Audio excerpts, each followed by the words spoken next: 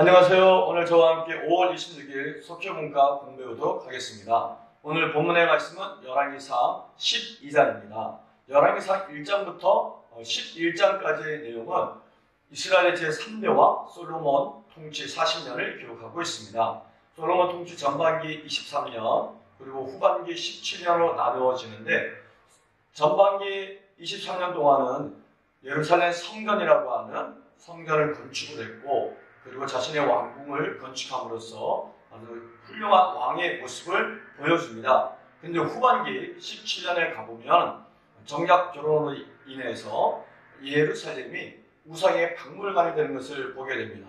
그래서 열왕기상 11장의 내용은 솔로몬 후반기를 간략하게 기록하고 있는데, 그 내용의 중심이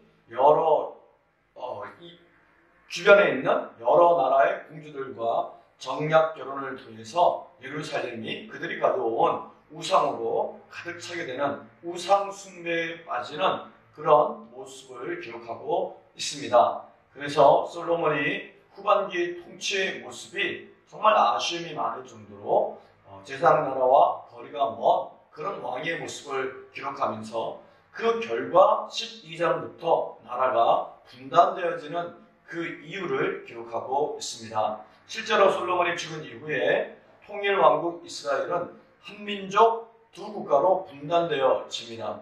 북이스라엘이 200년 갔고 남유다가 350년 가서 나중에는 결국 북이스라엘도 남유다도 나라가 멸망하게 되는 그런 비극적인 일의 시작이 솔로몬 사후에 일어나게 됩니다. 솔로몬에게 왕위를 계승받은 아들은 르호보암이었습니다. 르호보암이 통일왕국 체제를 계속 가져갈 수 있었지만 결국은 여로보암을 지도자로 한 북이스라엘 지파의 요구를 무시하면서 나라가 분단되어지는 것을 보게 됩니다. 나라가 분단되어지는 간접적인 영향은 솔로몬의 왕조 후반기 통치가 많은 아쉬움이 있었기 때문에 그렇습니다. 즉 우상숭배에 앞서 얘기했듯이 정략 결혼을 통한 우상숭배에 빠진 그 제약으로 말미암아 나라가 분단되는 빌미를 제공하게 되죠. 그리고 그 안에 깊숙이 내용을 들어가 보면은 크게 두 가지 문제가 있었습니다. 하나는 무엇이냐면은 예루살렘 성전 7년 그리고 왕궁 13년, 약 한 20년 동안 이스라엘 백성들은 고된 노역에 시달리게 되었습니다. 그리고 또 성전 건축에 필요한 자금들, 또 왕궁 건축에 필요한 자금들, 그래서 무거운 세금을 짊어져야 됐습니다. 그래서 무거운 세금과 또한 고된 노역, 이 두 가지가 이스라엘 백성들에게는 큰 불만이었습니다. 솔로몬이 죽은 이후에 이 문제를 해결하고자 했던 북이스라엘 지파 사람들의 행동을 보게 됩니다. 이것이 간접적인 영향이었죠. 그런데 직접적인 영향은 르호보암이 백성들의 요구를 거절하면서 아버지보다 더 강력한 통치를 예고함으로써 결국은 나라가 분단되어지는 직접적인 영향을 끼치게 되는 것을 보게 됩니다. 자, 그러면 솔로몬 사후에 남쪽은 남유다, 즉 르호보암이 왕으로 하는 남유다, 그리고 북쪽은 여로보암이 왕으로 하는 북이스라엘. 그래서 여로보암의 길이 만들어지게 됩니다. 여로보암은 어떻게 왕이 되었을까? 여로보암은 가보의 아들이었습니다. 그러나 그가 뛰어난 기술을 갖고 있었는데 그것은 바로 건축에 관한 기술이었습니다. 그래서 예루살렘 성전 건축과 왕궁 건축 과정에서 건축 엘리트로 성장한 사람이 바로 여로보암이었고, 또한 시대적 요구에 의해서 많은 사람들의 지지를 받았던 사람이 여로보암이었습니다.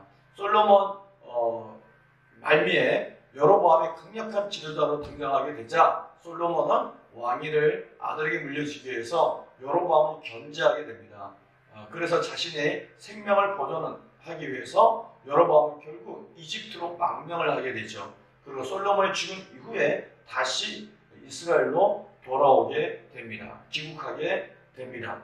했을 때 백성들은 여로보암을 왕으로 삼고자 하는 강력한 요구를 했고, 그 요구에 의해서 여로보암은 왕이 되는데 사실은 나라가 분단되고 여로보암이 북이스라엘의 왕이 되는 이유는 이미 하나님께서 아하야 선지자를 통하여서 솔로몬 왕정 말기에 예언했던 말씀이었습니다. 솔로몬이 계속 타락하자 하나님은 나라를 나님으로써 이스라엘을 징계하고자 하셨던 것입니다. 그러나 조건이 있었습니다. 여로보암에게 너는 반드시 다윗의 길로 가라, 그렇게 말씀했습니다.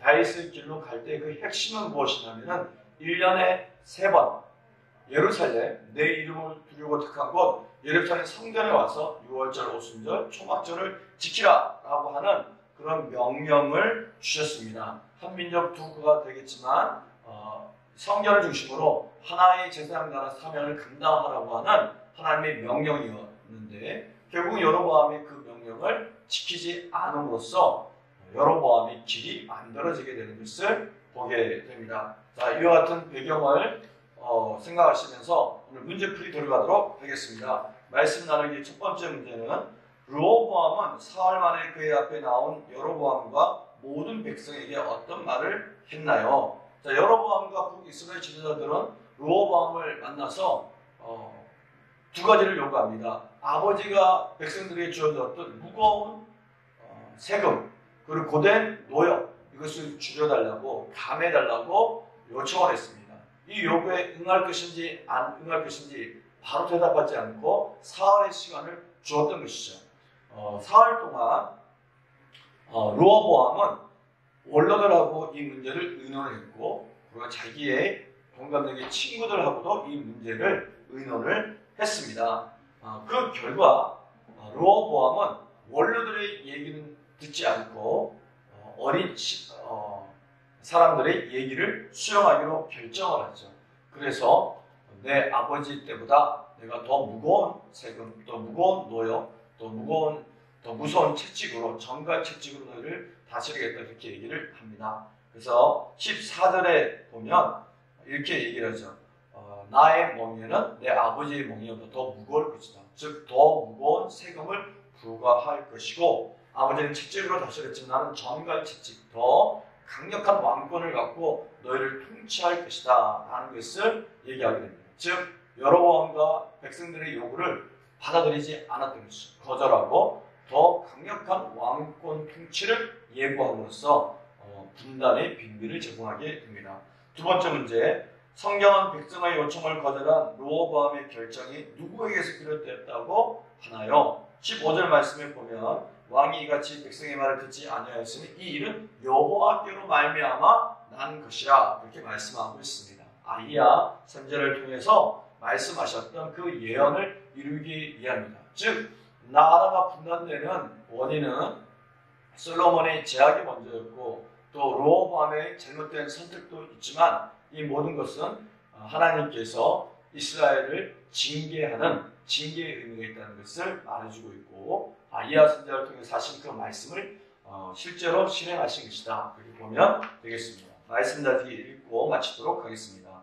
멍에를 가볍게 해달라는 백성의 요청에 대한 르호보암의 대답은 이스라엘 분열 왕국 역사의 서막을 알립니다. 르호보암은 자신의 욕망을 자극하며 아첨하는 젊은 신하들의 말을 따르고 이를 계기로 여로보암과 이스라엘 열지파가 다윗 왕조의 등을 돌립니다. 이 일의 배후에는 하나님이 계십니다. 하나님은 말씀하신 대로 일하시고 이루시는 분입니다. 이를 아는 성도는 매 순간 하나님이 원하시는 것을 분별하고 선택하고자 힘씁니다. 우리 삶과 세상 역사를 주관하시는 분이 하나님임을 인정할 때 어떤 상황에서도 말씀을 순종하며 믿음의 길을 갈 수 있습니다. 아멘.